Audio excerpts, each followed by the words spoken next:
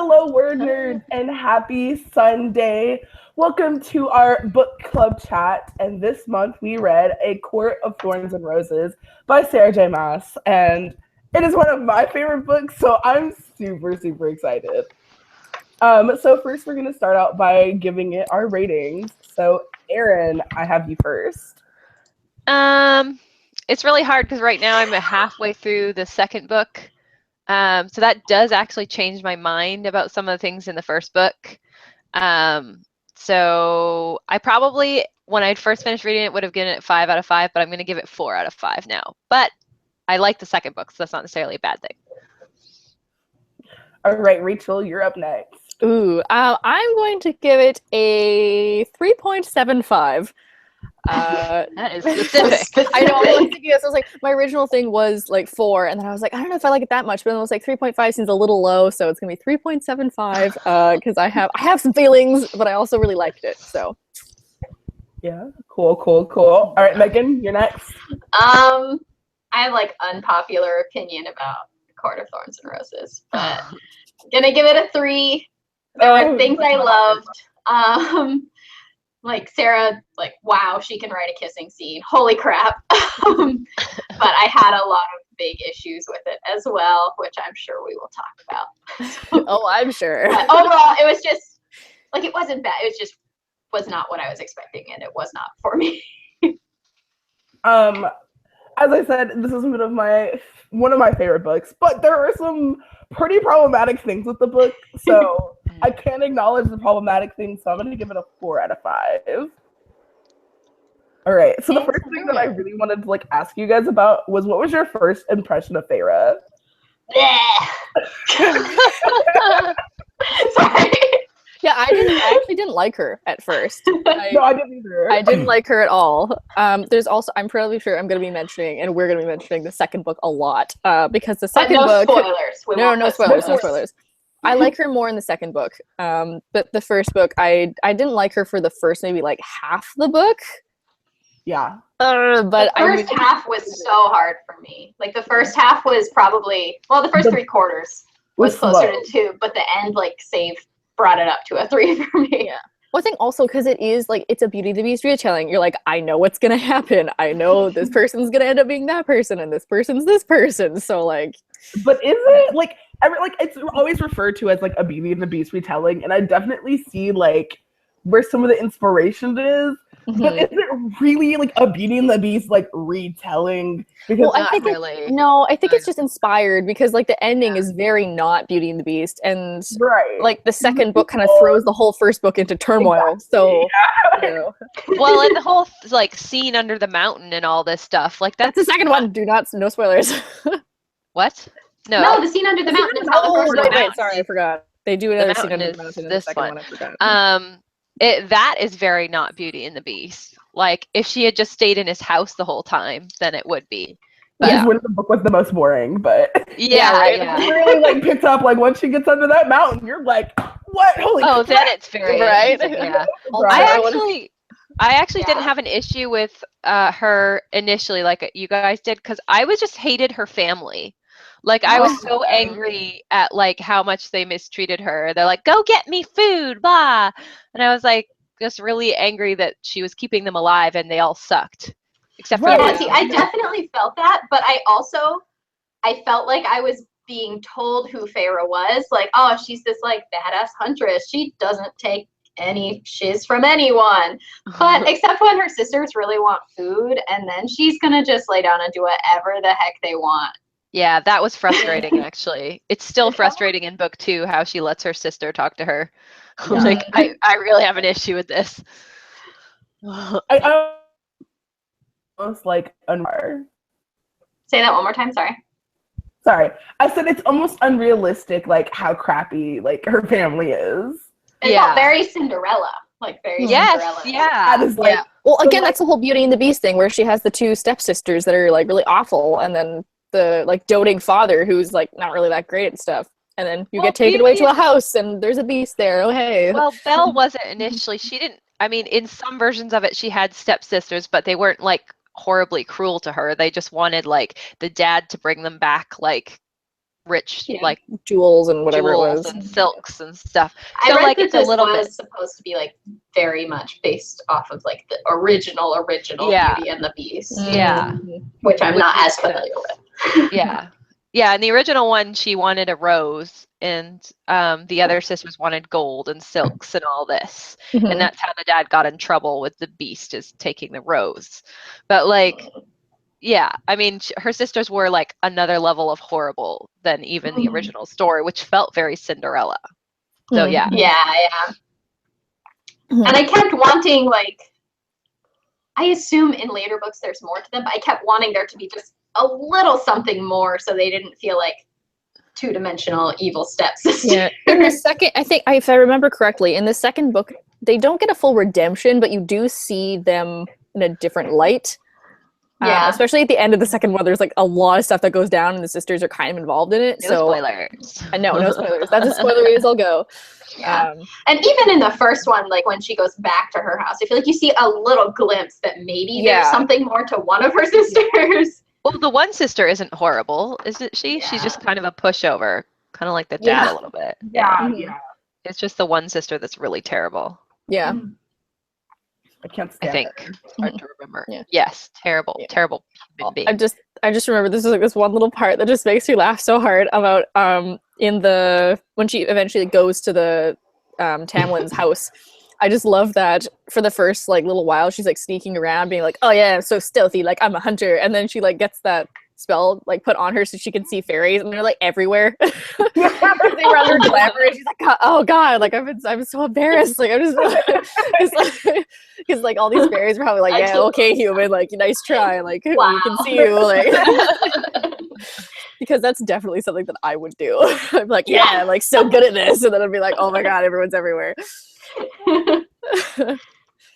And everyone has masks on, which is super freaking cool, and I like that idea. Instead of like the classic, like, oh, I'm a beast animal creature and you have to fall in love with me because that's realistic. And I liked the idea of magic backfired. Now we have in practice. I was like, oh no, super hot guy in a super pretty mask. You Right. poor thing, how will you fall in love with him? Yeah, but I like that I like the reason we try that. It's like, magic backfired. Now we're stuck with these. Yeah. I just love like visualizing just all these people in these beautiful masks. Yeah. It'd be really cool. I completely forgot about the masks until I read a recap and was like, oh yeah, that's right. There's the beast part. Right. Yeah. Well, also like sorry, go ahead. Oh, go ahead, Rachel. Are you sure you're not Canadian, Desiree? Secretly Canadian. Everyone's like, no, you go first. Oh, it's fine. Oh, sorry. I was gonna say that it didn't even dawn on me that the masks were supposed to be like the beast part until literally you guys just said it. Completely like blew my mind. I think it was also like it was obviously the mask, but then it was also like how he acts kind of feral at times, which I have huge problems with, but we can get to that later potentially. Yeah, we'll get to that scene. We'll get to that. But yeah, that's also another part. The series just had problems with. Yes, many problems. Yeah. Okay. I'm like, yeah. Before we get into the Before we heavy do that, stuff, yeah. Let's talk about stuff we liked. What is your favorite character? I want to know. Rysand, who Definitely. obviously I have problems with Grace, but I really like him. I really like him. Also, is it? Oh fuck! I'm so sorry. I just swore. I'm so sorry. I just swore. Keep PG, Rachel. Keep PG. Is it Lucian or Lucian? Yeah. Lucian. Yeah, I was gonna whatever say his name him. is. Lucian. He's one of my Supposed to be favorites. Lumiere. I love him so much, and I want a side story from him. Lumiere. You know what? I really should have read that. It's funny because I didn't catch that. I didn't catch that because I don't think he's anything like Lumiere. No, but it's a Lou. You know what I name. mean? And he's the Beast's friend, and like But is he actually supposed to be, or Probably are you? not. Just, I'm just making. okay, I was like, what? Because like the personality's not at all similar. No.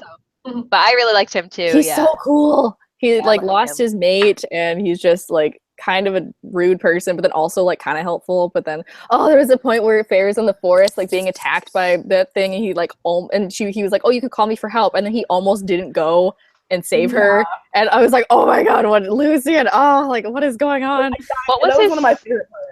It was so cool. What was his reason for almost not saving her? I can't remember. I honestly can't remember either. Uh-oh. I think he was just mad. Like, I don't remember either. But I think he was just like being petty. He's like, you die. the Fae that died was like his best friend, the one that Fae killed. Yeah. So I think he was just like, mad and like I'd be almost kind of mad too. But then it just like, shows like that he's like over, like he's like a fully like full person character type thing. Like Yeah. Yeah.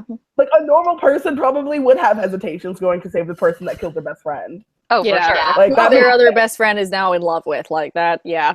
Right. Yeah, that's Yeah. complicated. Yeah.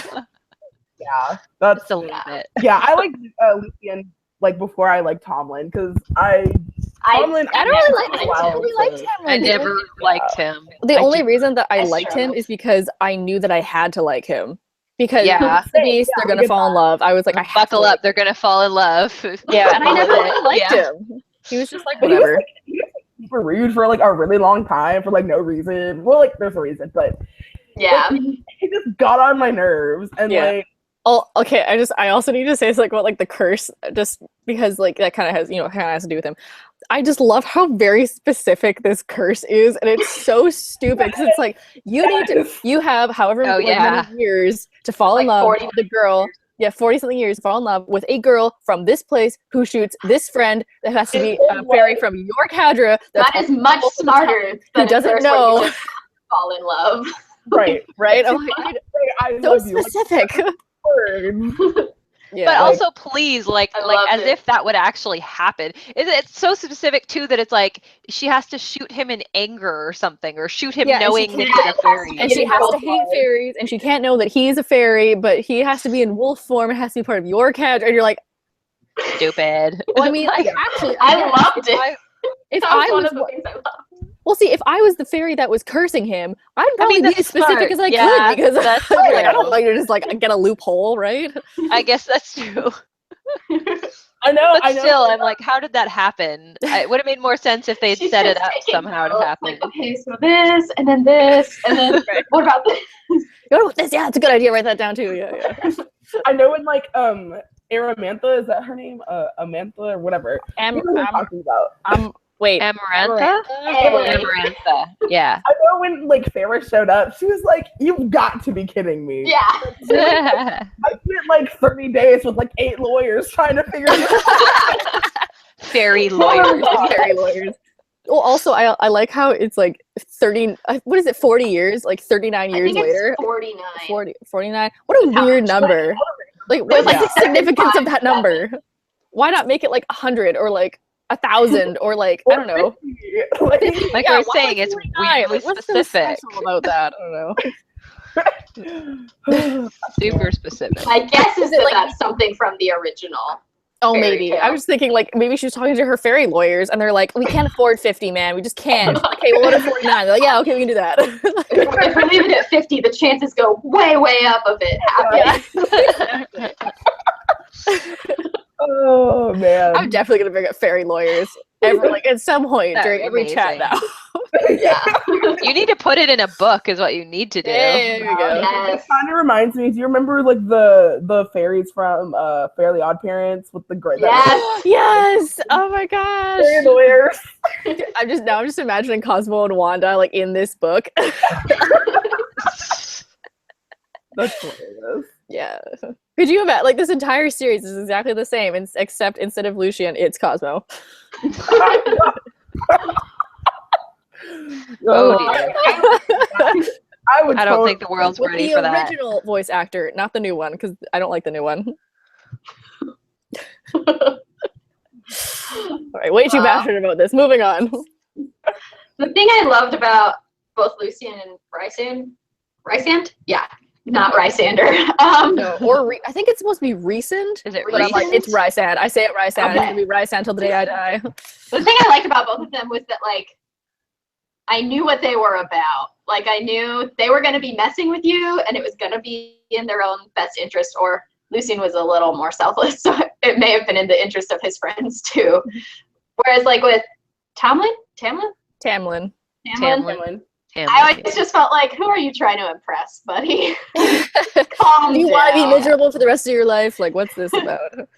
Right. Well, also, like, I think I kind of like how she named him Tamlin, but also, Tamlin. You have to say it properly with the proper pronunciation. But the Ballad of Tamlin is an Irish folk tale. So I was like, oh, that's kind of cool because like I love when authors like put those little things in. I didn't know that. Yeah. But it's like a whole like unique. I guess it's kind of similar because the whole like you have this many days and like hours to find this girl who can do this thing and. You know, I'm searching for this person, kind of whatever.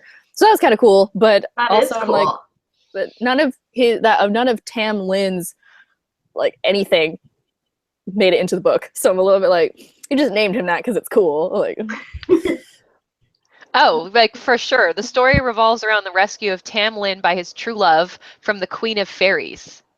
So like that's pretty specific. That's Yeah. the plot for the actually, now last that I think quarter. about it, it is kind of like that because technically she's not saving him. She's saving Rysand technically, or is it Tamlin? She's saving both of them she's from saving all of Amarantha. them from the Queen of 'Cause, Fairies. yeah, Tamlin Okay. is under her control at that point. Like he can't. Yeah. Oh, And right. talk to Okay. her. And Sure. Reese or Rice or whatever I is forget. her B word at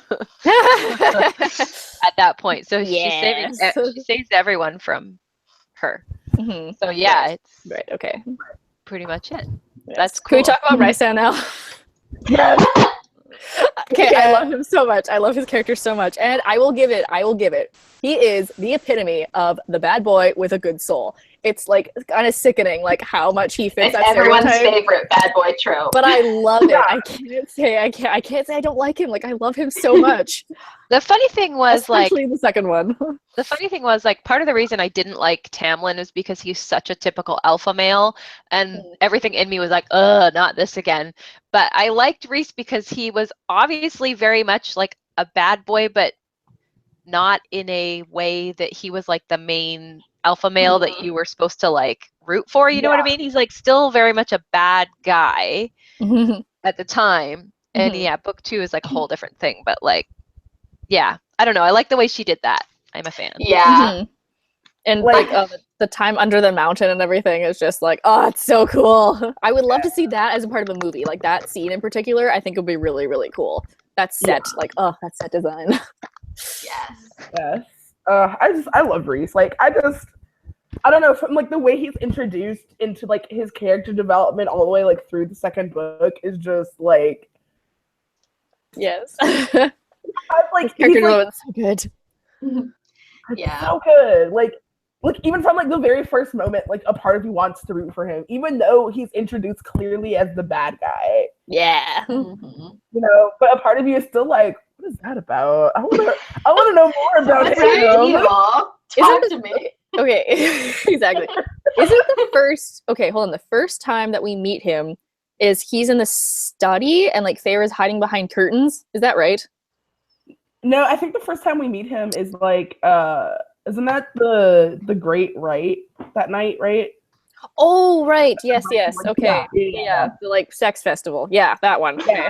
Yeah, I think that's the first night that he's introduced. Right, because he saves her from those goblins or whatever it is.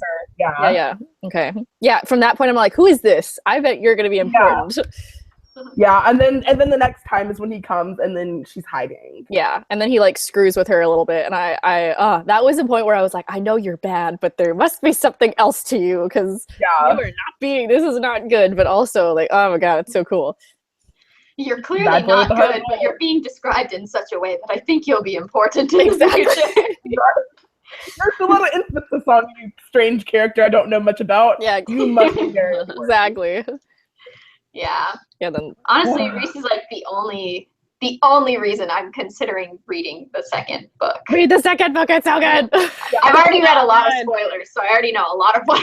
Okay, no, like. If you like read, you should definitely read the second book. Oh yeah, like Yeah. the first one was like decent. I liked it a lot, and it was good enough that I was gonna read the second one. And then when the second one came out, I was like, oh my god, this is one of my favorite books like ever. It's so cool. Yeah. Yeah, I totally get that. Like the first book is like such a great stepping stone into the rest of the series. Yeah. Like and like I said, I really, really like this book. I like the sequel even more, and literally the next one comes out in 2 days, and I already had to pre-order it. I'm so excited. It's sitting in boxes, labeled boxes in the back of my bookstore in the receiving, and I can't put them out, and I'm really, really excited. I want to read it so bad. Like, I feel like I read somewhere, I was like Instagram stalking Sarah J. Maas recently, and I think that's where I read it.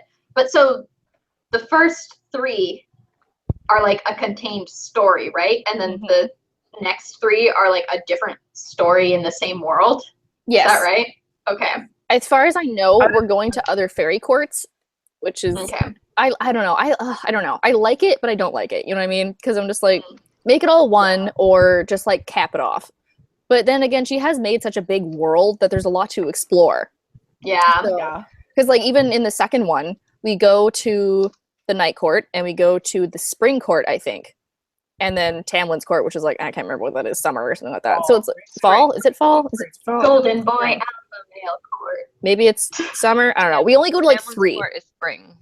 Oh, Yeah. spring. Okay. And then we go to the summer, and then we go to the night court. So there's only those ones. And like, but she's mentioned like so many others. So I'm like, I want to go there. Yeah, 8 or something. There's like a lot. There's a lot. I'm like, just keep it at 2. Sealy, unsealy. Done. Yeah, it does get really confusing. Yeah, that was the thing where I was like, how many are you making? Like, and then there's some weird world building, because it don't they go to like a unicorn spring or something like that? They're like in the water that's all like shiny, and they're like in a field, and they're like, like a unicorn I remember pool that or part. something. And I was like, what is going on? Was that this book or was that Cruel Beauty? No, What? That was this book. that was this. That was this book? Okay. In Cruel Beauty, they go up to a cloud. Like, Okay. if you don't know what I'm talking about, you should read Cruel Beauty. But it's also kind of weird. Just you've been warned. I like Cruel Beauty was another Beauty and the Beast, but I really liked that one. Yeah.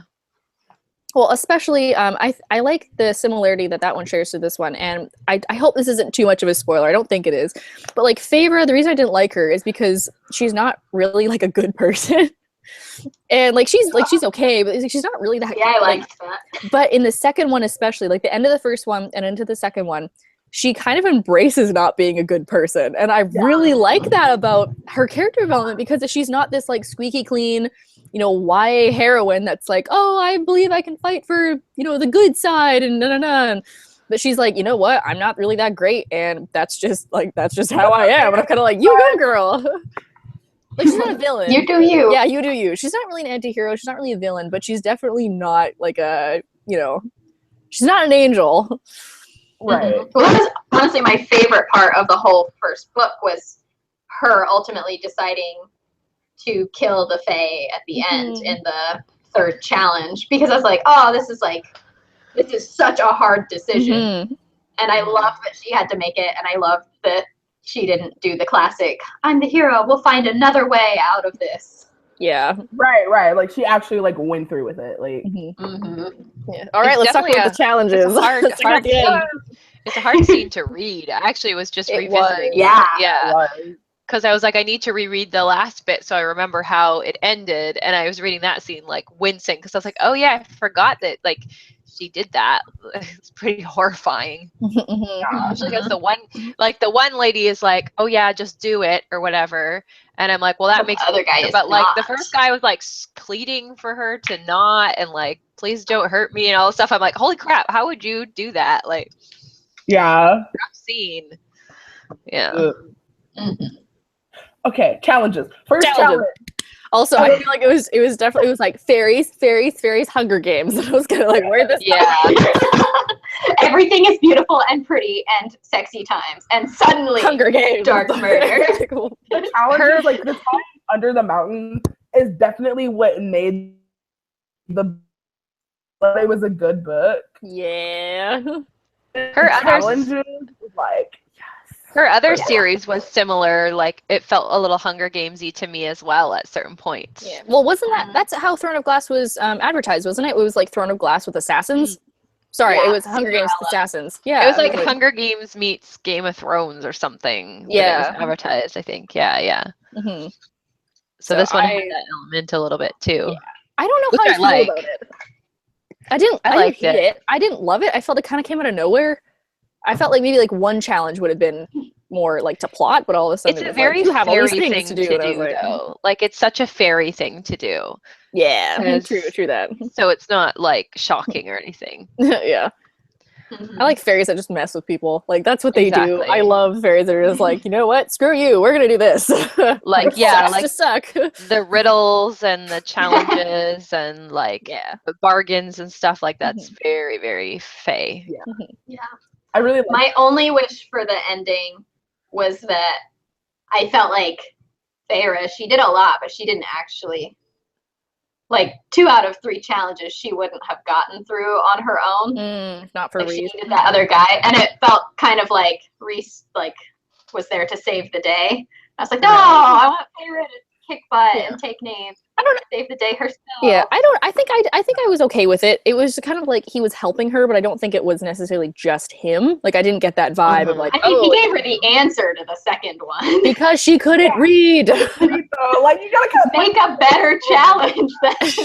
But they know she can't read, so they give her a reading challenge. Yeah. Did he give her the answer? Or did he read her the? No, he gave her the answer.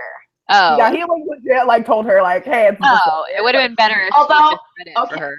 Okay, if Feyre couldn't figure out that the answer to that riddle was love, there was no way she was figuring out the riddles on the wall. Are you kidding me? I read the riddle. She's like, okay, so you can do 3 challenges or you can solve a riddle. And she says the riddle. And I was like, it's love. No, it can't be love. That's way too cheesy and cliche and easy. There's no way it's love. And then at the end, as she's dying, she's like, the answer was love all along. Oh. Greg is like stink eye. I told you this is too easy. Why couldn't the answer have been murdering fairies all along? Come on. Or something like really random, like dolphins. Dolphins. The answer is obviously dolphins. Dolphins, obviously. Yeah. Okay. Well, I loved the challenge of like fighting the giant worm in the pit. I thought that was really cool, and that was really weird, and like, that was neat. Yeah, I love that one. That was like my favorite challenge. Like, like, building like a pit full of showed her cleverness and like, just her like, I'm gonna kick butt. Yeah, yeah, like she was so smart. She was on her toes. Like that was like the Feyre that I wanted throughout the whole book. Like if we could have had that person like be the character from the beginning, I think the book would have been a lot quicker. Yeah, exactly. Yeah, she's so innovative, and she's like, you know what? It's a sense of smell. I'm gonna roll in mud, and then like, oh, I can trick it over here. So then I'm gonna build a pit of bones, and it's gonna come here. It's great. It's great. And you're like, yeah, it's why weren't you? Do that. Yeah, you do that. Well, like also bone in the corner and like slug around it. I was like, holy crap! Like that's amazing. Yeah. Yeah. And, like also when she's trying to trap that like truth telling fairy or whatever, she's like, all right, I'm gonna need me a chicken and some rope and whatever else it was. And she's like, I'm gonna set a trap. And everyone's like, no, don't do that. It will eat you. And she's like, no, I got this. And then she like catches one. And I'm like, yo, girl, that's like, you go. Like, that's super cool. And then the other time she's like, I don't know what this riddle is. I don't get it. And I'm like, Feyre, just, So. Oh man. Maybe she's just bad with word teasers, okay? I don't know. Maybe. My biggest problem with Feyre, and I'm trying really hard to balance because there were things I liked so much, and so I don't want it to seem like, oh, I hated everything in this book. But my biggest problem with Feyre throughout the whole book was that I felt like she wasn't as smart as she was at the end of the book. She's like, I shouldn't go out because you might kill me. I'm gonna go out. Right. Exactly. Well, I guess that's like, like don't drink the wine. I should drink the wine. Yeah. Well, that's, I don't know. I guess that's, and I do agree with you. I'm like, he literally told you not to do that because of like reasons. Like you probably shouldn't. But then I get that that's the whole like the YA thing about being like, you can't tell me what to do. I'm a strong, independent woman. I'm going to go do it. And then I'm like, no, don't do that. Like, okay. Yeah. Which I would agree with, except that she's 19. Like she's not technically YA anymore. Yeah. Also, well, like, I maybe would have made that choice at 19. So Like I can't. But even I know anymore. not to drink or eat food at like a fairy gathering, and I'm not living in a land that's like strangers' wine. That's a rule. yeah, I'm not living in a land that was like at one time ruled by fairies. Like, and I even know that. Don't drink the wine. That is true, actually. Now that I think about Pretty it, I'm like, basic. you've been living in a world with fairies. You should know this. Wine, like, don't drink the Yeah. fairy wine. Like even if I forgive You. like even if I forgive the going out because she was real curious and no one can tell her what to do, you don't drink the fairies' wine. Yeah, obvious. Tisk tisk. Right. Well, that's another thing I kind of wanted to talk about at some point, where this really isn't a YA book. It's technically it's a new adult, which I think is really cool. Yeah. The only thing that because like you really don't have a lot of new adult fantasy. You have YA fantasy, or you have regular fantasy, or you have, you know, there is a little bit of new adult contemporary, but it's still put in the regular romance section, so it's not, you know, a huge there's not like a section for it, which I think is really cool, because like the last couple of years, new adult's kind of becoming a new genre, which I really, really like. As I'm growing older, and now I'm 21, and you know, I don't want to read about a 16-year-old doing this, but I really like reading about a 19-year-old doing this. Right. And there's more to it. There's like a little bit more gore. There's a little bit more sexuality. There's a little bit more of, you know, like those kind of things, and I'm like, I'm okay with that. But this book, I think, I don't know, I liked the uppity of that. But also, this technically is in the YA section. I remember especially when A Court of Mist and Fury came out, which, if you have not read it, is way more sexual than the first one is, like, way more. It's very well done, but it is way more sexual and way more gory. And I remember seeing in the bookstore, like, 14-year-olds going by with this book, and I'm like, you are going to experience an awakening you didn't know you had. Because they're putting it in the YA section. So I'm like, I don't know how you're advertising this, because her other series is technically also new adult because she's 18. Mm-hmm. I think the hard thing, and the thing that I love about new adult, is that they're dealing with similar feelings to YA, like similar coming of age things, but it's on your own, and so you can like fail much bigger, it seems like. But I think in like the traditional publishing world, there's just not a space on shelves for new adult fantasy, like things that deal with those themes, and also like sexuality and a little more gore and all of that. I think in like self-publishing, you see a lot more like space for the new adult, not contemporary. Mm-hmm. But there's just not really shelves for it yet. Yeah, well, like this one, and again, like bookstore experience kind of here is like this one is new adult technically, and it's in the YA section, but Nevernight by Jay Kristoff, which is also a new adult fantasy, is in the regular fantasy section, and main characters are both 19. So I guess they put it in the new adult or in the YA section because her other series is technically YA, so. Like Fangirl. Yeah, Fangirl is also kind of it's like that gap, because she's 19 or 20. So it is that little bit like in between. Excuse me. Yes, but I think that all like the kissy stuff and all the like, I think it was more like the sensuality of the night under the mountain kind of thing. I think it was well written. I liked it a lot.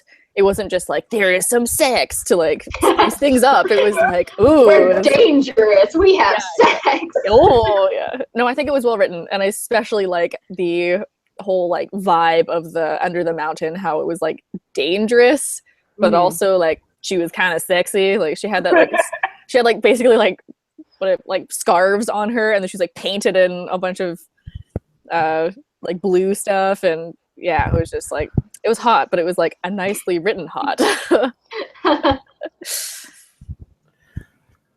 I loved her as a villain. I wish she was in like all of the books.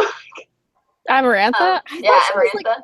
I didn't like her. I thought she was like a spoiled girl who was just I like making that. stuff up. See, that's my favorite kind of villain. Oh, okay. I love the like deranged, crazy, like spoiled brats that turn into like a real danger. You For mean some like reason, that's one. you mean like the one in Bryony Gray?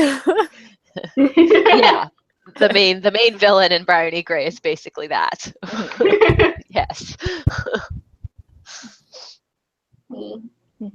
I think the eye in her ring was super creepy. Yes. Like, So creepy. yeah. That was Oh, a good job. Yeah.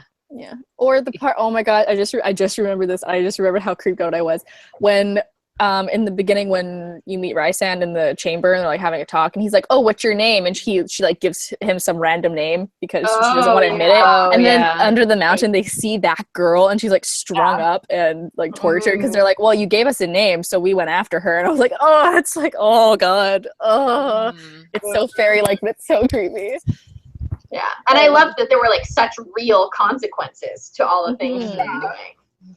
Yeah, because I never imagined that would come up later. I thought it was just like, oh, I'm just gonna give you a name, like, oh, haha, fooled him for now. But then like later, they're like, so you gave us that name. Yeah. Yeah. Ugh.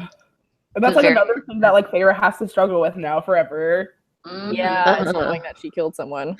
Well, and I like too as well, like in book 2, that she does struggle with it. She struggles with that, and she struggles with the stuff she had to do under the mountain. So it has repercussions. So it's not like too many books where they just like have to do something horrible or they go through something horrible and it's like a day afterwards. They're like, oh, I feel bad, and then you don't get another mention of it through the whole book, right? Yeah. They're like, well, I had to do it, so I'm not going to have any trauma. So it's fine. Exactly. No PTSD for me. Okay, Yeah. thanks. That's not how it works. In these Oh, go ahead. Oh, okay. I was just gonna quick mention that in the second book, there's actually some really good PTSD on the sides of both characters, actually, which is kind of neat because there's a lot of character development that surrounds that, and I really enjoyed it. And yeah, it comes from a lot of the stuff that goes on under the mountain.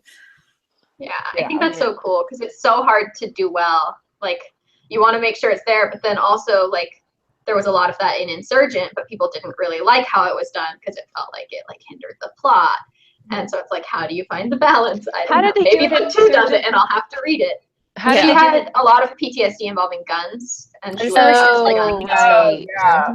right. I was confused too. I was like, what?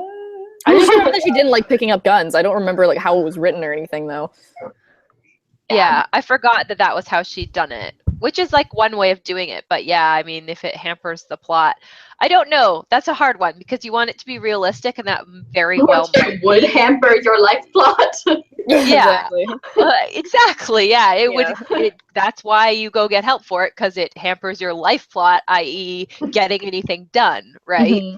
But also, like, I mean, I do not have PTSD, so I can't speak completely. But I really like the way that it's written in this series, and also I like it because it's a mental illness disorder in a fantasy series, which you don't really see because every book about a character having, you know, ADD or PTSD or OCD or any kind of disorder is always a contemporary, and it's always focused on it. So I really like how this one was like, it was part of the plot, but it like they also kind of have to be like, well, we need to like save the world kind of thing. So it was like a nice, it was well written, and it was a good realistic way of describing that. Yeah. So you want to talk about the stuff we didn't like? Can we talk about the night problematic stuff? Let's do it. Let's dive into problematic stuff. Megan, do you want to start? I feel like you've been like really many feelings. All I right, have a lot of bring feelings. I hate the like toxic masculinity. Yes. I'm sorry, but all through her series, a lot of the series, well, all through a lot of YA in general. And it's a thing that like it can be a problematic fave, and that's fine. Like if that's your problematic fave, that's cool. Yeah. It is not mine though. Yeah, and I think it's important for this type of discussion to take place. Like all 4 of us can love the book, but acknowledge that it's problematic. And the good thing is sitting down and talking about it and like kind of, I don't know, like spreading, not the word, but like spreading awareness of it. Like these are the things that are problematic of the book. You can enjoy it, but you should know that it is problematic and not okay. Yeah. Yeah. Well, actually, I'm gonna be like, this also comes in the second book because like literally everything does. But the whole toxic masculinity and the idea of like you're mine and I own you does have not a lot, but it has a good part in the first one, and it also has quite a large part in the second one. And I really like how it's written in the second one as a plot device. But yeah, especially in the first one, you're just kind of being introduced to this world, it's a little bit like, what's going on? Like, you're kind of an awful person. Why am I supposed to like you? Yeah. Right. And I felt like Feyre should have had more of a problem with it. Like, you're so hardcore, you kill wolves, even though you think in the back of your mind they could be fairies, and like you're gonna be like, okay, yeah, I'm yours. That seems fair. Yeah. Yeah. Yeah. I mean, and there was some parts under the mountain where I would be more understanding of it. Like the part where, I mean, there's a lot of problematic parts about Rhys too. Like, particularly in even though I love him as a character, I acknowledge that he's problematic in like large ways sometimes. Particularly, Rachel, you mentioned the part where she's body painted and in scarves and stuff, and I'm like, okay, in a way that was like a tantalizing like scene or whatever. That was also very much against her will, and like again, more of a problematic thing, right? And also the fact that he drugs her a bunch, like that is problemac AF. Yeah. Like that is not okay. Yeah. Well, also, I do. Sorry, go ahead. Oh, I just want to be like, those parts, I also thought they were problematic. They do get explained as why that happened. And they do get explained like what that was I've heard used the explanation, and I don't think it's good enough. Yeah. That being said, that's also what I think, where I'm like, I don't know if that was like your decision to make kind of thing. And like, I get that maybe you were trying to be helpful, but like, no. And then also when she is like being dressed up and stuff, like I get that she's playing a part because they're like, we need to play a part to be able to survive. But also I'm like, I'm not sure if I wish she had a little little more say in playing that part. Yeah, maybe exactly. if it was even just her idea. Yeah, exactly. Yeah, that would have been good. That would have been perfect, actually. Like that would have been like a really good way to like still have it in the story, but make it not problematic. Yeah. Right. And you can that's the thing, like you can still have the sexual tension and you can still have that hate-love relationship as long as there's the love part as well, right? Like if she had been in that situation and been like and said it to herself, like, yes, I wanted this. I still want it. There's no part of me that doesn't want it except for that little part that's like pissed off by the fact that he's like sassy or whatever. Like I don't want to like him, but I do.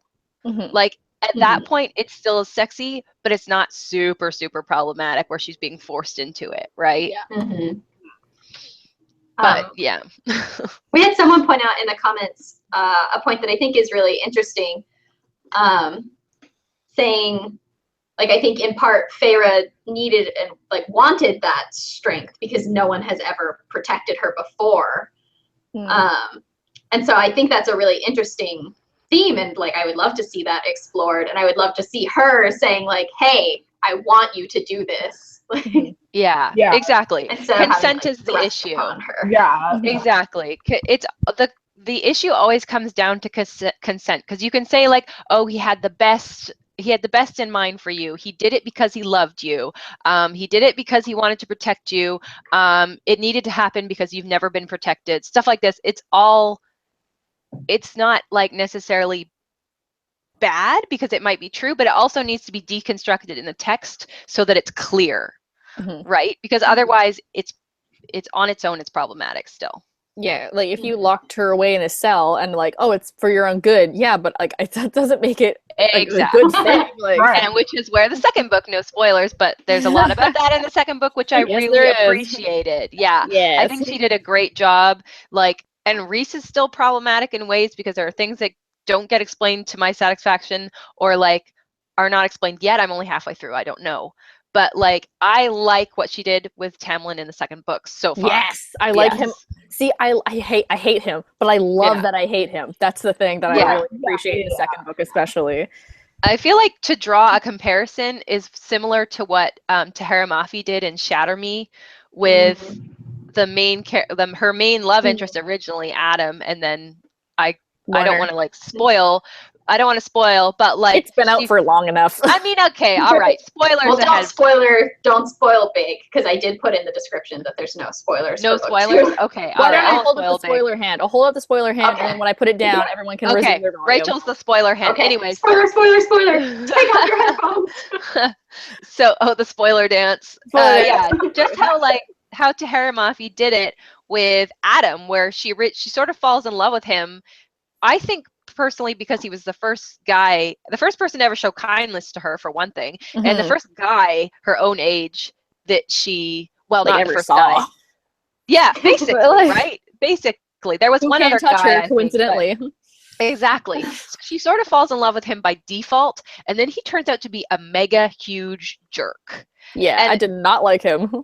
I so identified with that because that like happens in real life. You fall for these guys and you're like, oh, they're so kind and sweet and amazing, and you're like, oh, he shows his true colors only later, right? And it's not even necessarily he turns around and hits you. Maybe he's really disgustingly like protective. That is not okay. He's being possessive and weird, and it oversteps the boundaries of what's normal or acceptable, right?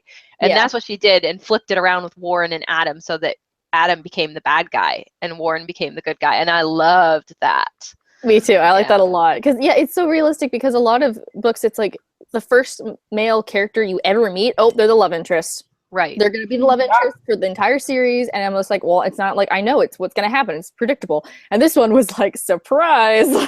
Actually, he turns out to be kind of a horrible person. And you want to root for the villain now. And I was totally okay with that. Fantastic. Yeah. I think she did that really well. Can I put my hand down? Yeah, I can't feel my hand anymore. Okay.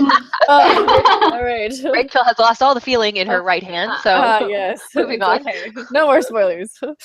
Yeah. I think also I had some problems with sexual violence as well in the series. Like the main problem all boiled down to lack of consent. But like, I know, like, I don't know, just a lot of it was very rough, and to the point where it was like unnecessarily so. Like, I understand that that's sexy in some ways, but like not if it's paired with a lack of consent. Right. Which it was borderline many, many times. Yeah. Well, like the whole Great Right scene. Like, what was that all about? Like, that whole, like, part in the story. Like, why was that necessary? Like, which scene was that? The Great Right. Where, like, the king. Like, nighttime. Oh my God, that was like aggression and like had to like sleep with someone. Like that's the whole part in the book. I was like, and then it was like, oh, I'm so angry about this. I was like, he's totally gonna rape you. Isn't he such a good person for not raping you? Wow, what a dream. Do you want a T-shirt? Like, yeah, not that part. They were like, honestly, like they were like praising him for like and like making him seem like. So, like this perfect guy because he didn't rape her. Like wow. You do not get a medal for not committing crimes. Yeah, that's not something that happens. No. That whole like, like in the kitchen, like when like after the Great Right, like that was just like the most like uncomfortable scene in the whole book. Yes. I get how. Yeah, like, weird. Okay, I get how it's supposed to be hot, and I get it, but. It just like something about it it wasn't quite right. It would like it. I think that could have been cool if it was like there is this night where it's like a fertility festival or whatever it is, and like maybe they're gonna be like more on edge than usual, and like but it was more just like they're gonna have sex with someone. Pray it's not you because you're probably gonna die. Yeah, that's not okay. And then like I come to you and like maybe I will, but then again maybe I won't, and I'm like that's not. Is that like a part of actual fairy mythology or something? Like not that I know of. I couldn't figure out for the life of me why it was there. I think to be sexy, honestly, I think that's probably why. Which I so problematic. Yeah, not okay. Yeah, that part in particular was like, and it very much like shunts the blame off on not on Tamlin. Oh, he can't help himself. He's like a wild animal, and I'm like, no. It definitely seemed like kind of super victim blamey. Yeah, like especially since like they were like, Sarah, you can't be anywhere near like him. Like he won't be able to control himself. So basically, they were saying if you go down there, it's your fault. Yeah. And as a reader, I felt myself wanting to be like, "What are you doing? You're so stupid. This is gonna happen to you." And I was like, "Oh my God, I'm part of the problem. What is happening?" Right. So that very much means it was written in a very problematic way. Yeah. But see, I love reading about fairy rebels, and that's kind of the thing with fairy rebels where like everything kind of gets out of control and like you don't know what's going to happen, and there's like rogue magic going everywhere, and like I love that kind of thing. So I think she was trying to do that, but I feel like it would have been Could have left cooler out the sex part. if she had left out the like intense sex idea of it. Like it, you know, if you want to get like flirty, if you want to get like a little bit sexy, like that's okay, but it got to the point where it was like someone might kill you because of sexy time, and that's not good. No. That stops being sexy times real fast. Yeah, Exactly. Okay. Yeah. But again, like I think this type of discussion is just super important because like I enjoyed the book. I'm enjoying the second book. I'm probably going to read the whole series, but I'm never going to stop reading critically. Right. Or talking about it or acknowledging the fact that yes, my fave is problematic in these ways. Yeah. And it doesn't mean you hate the book, and it doesn't mean you hate the author and think she shouldn't write books ever again or whatever. But it's like we have to talk about this, and we have to say like this is a problem, or it's never going to stop being a problem. Well, and the goal I think of talking about this is so that I learn as a writer that I can, you know, maybe I want to have sexy times in my books, maybe I want to have a powerful male, but I know what I'm not going to do because of deconstructing, you know, books like this. And then, you know, hopefully talking to other writers about it, they're going to do the same thing. And then hopefully eventually we avoid being problematic in these ways, right? That's the, I think, general hope behind discussions like this. Yeah. And I think problematic things can happen in books so long as they are discussed as problematic and dealt with by the character for the problematic thing that it was. Some of it was. Some of it was, and some of it, I haven't read the whole second book yet, but some of it was and some of it wasn't, or wasn't to a degree that I think is acceptable. Yeah. And then there's always the question if it should be dealt with in a second book, because maybe by the time the damage is done in book one. Yeah, that's my opinion is if you don't deal with it at least a little bit in book one, then you've just done damage. And people aren't going to come back who like are really affected by that. Exactly. Like they're not going to read book two and get like, oh, look, I see what you did there. Now the problem is solved. Yeah. Well, I do wonder if Sarah J. Maas is listening to discussions like this and my words aren't coming anymore. She is listening and she is responding to people like us saying like, look, this is problematic, because book two is very much like a lot of the things that I got frustrated with in book one are being unraveled, and they're being deconstructed within the text and within the actual plot of the book.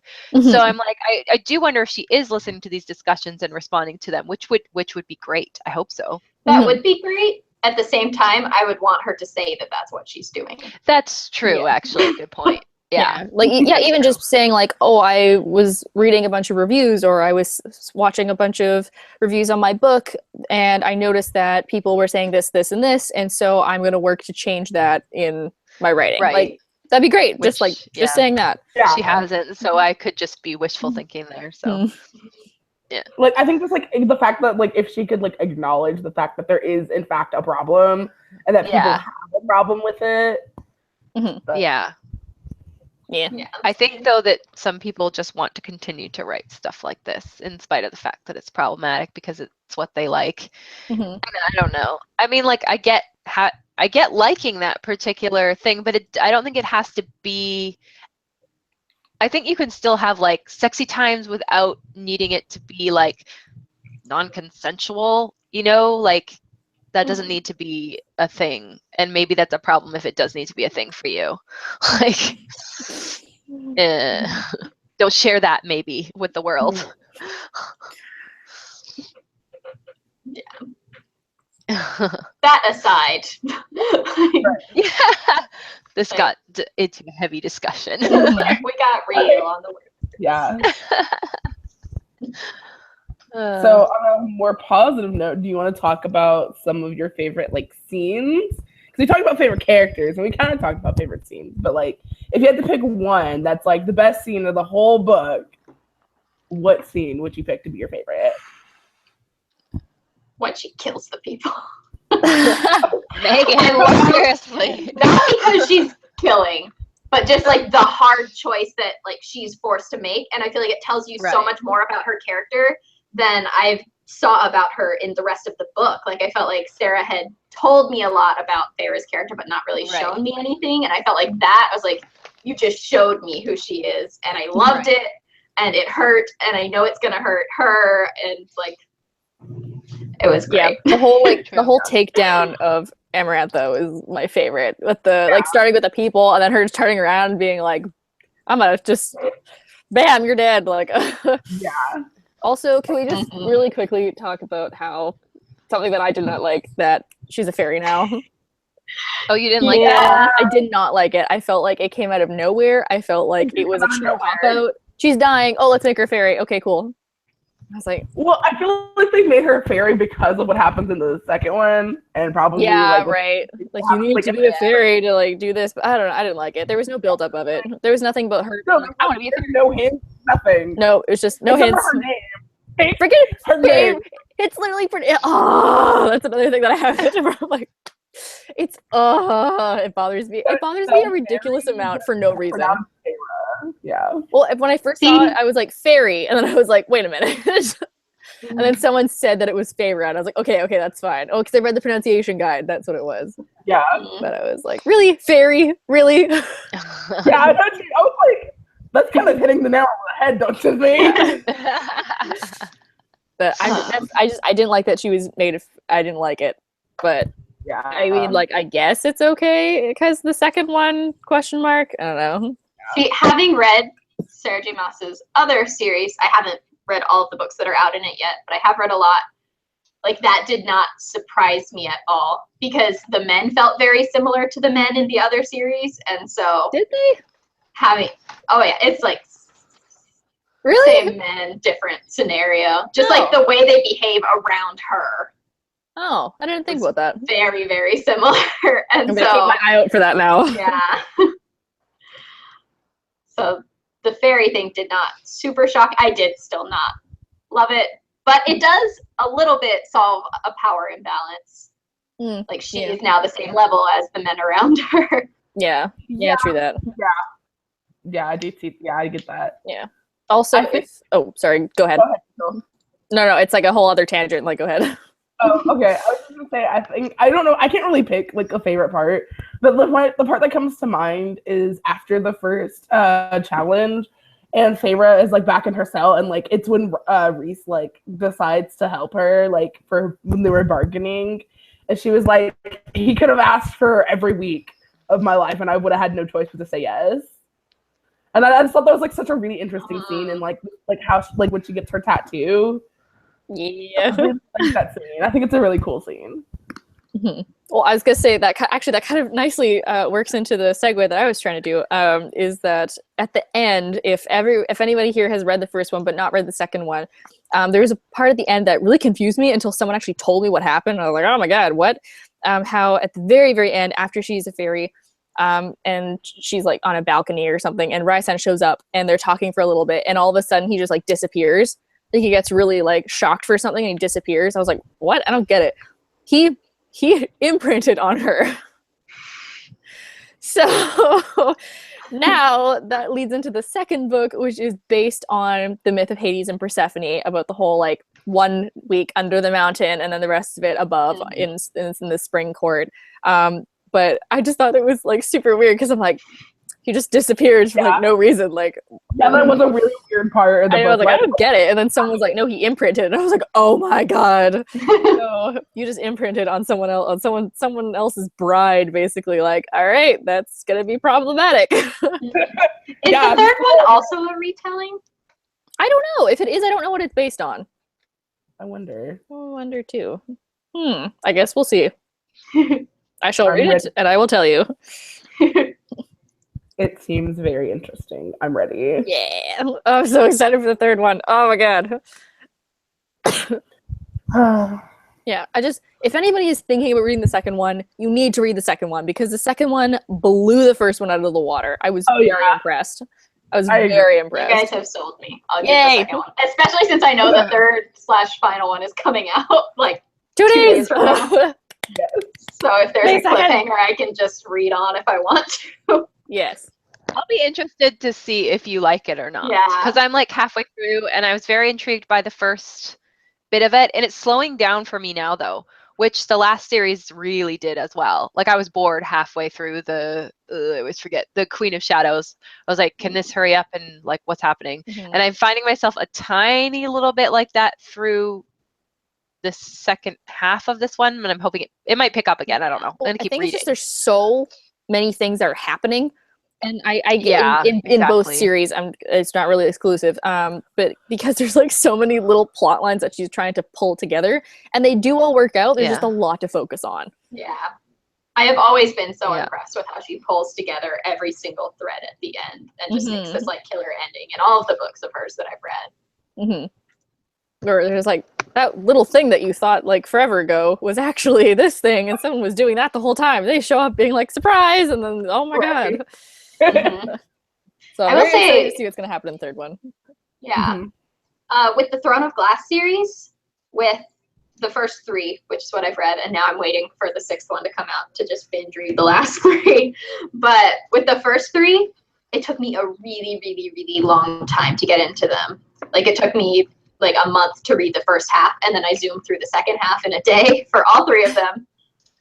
But with A Court of Thorns and Roses, I read the whole thing in like 48 hours, I think. Like it was a much quicker read for me than her Throne of Glass series. Even though it's much larger. Yeah. Yeah. So I don't know what made that happen. But I think it's the pacing. Mhm. yeah. Yeah, it's much quicker in this one. Yeah, At least in the I first think there's really good pacing in this. Except that there are like a couple points where it, like drastically slows. Like when she leaves the spring court and like goes back to her family. Oh yeah. I don't That's care. like, are we done now? When does she go back to the Yeah, pretty Prithian? Is that how you say it? What? Yeah. The fairy place. The world.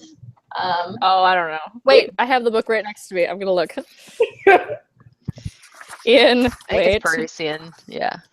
Prithian. Prithian. Yeah. Yeah, okay, yeah, I was right. Woo, look at